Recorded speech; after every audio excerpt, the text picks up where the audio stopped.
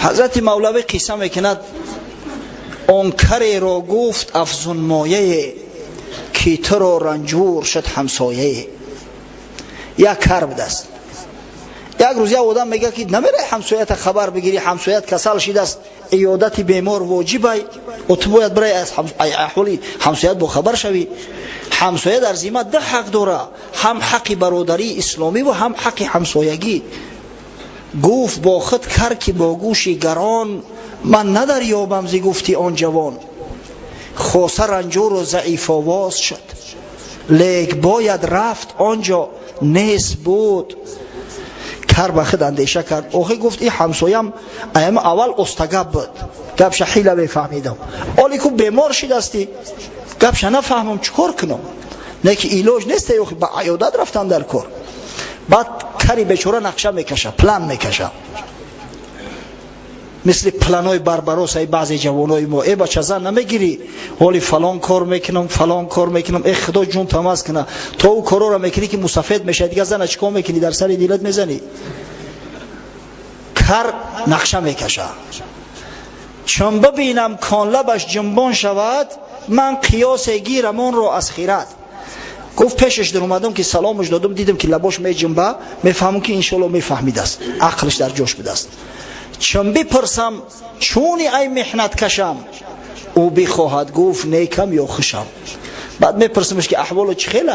همه آدما عادتا میگن خوبیم الحمدلله، بهتر شدگیم. من بگویم شکر چی خوردی ابا، او بگوید شربت یا ماشبا.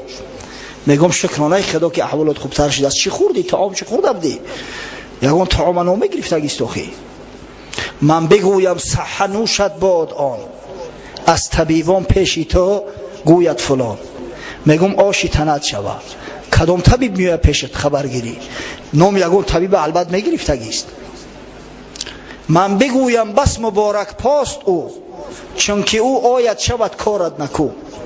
انشالله میگم او که بیاید او بسیار پای قدمی سبک داره، او که اومد مسئلت حل جانت خلاص میشود، شفا میابی. این جوابات قیاسی راست کرد، عکسی آن واقع شده آزاد مرد.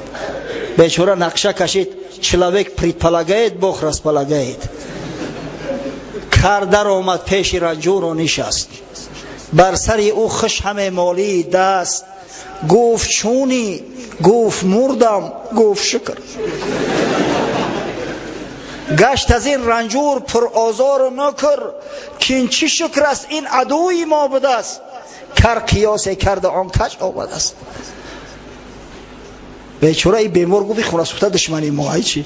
این بیمارم این بیمارای استاندارد نبوده است. آخی میپرسش چی حال داری؟ میگم مردم. بیچاره کر گپی اون نفهمه، با هم نقشه خودش گفت شکری خدا.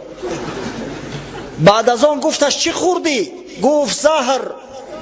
گفت نوشد باد افزون گشت خر. بعد از آن گفت از طبیبان کیست او، کو همه آید به چاره پیشی تو. گفت جورا کدام طبیب تر خبرگیری میآید و طبابتت میکنه؟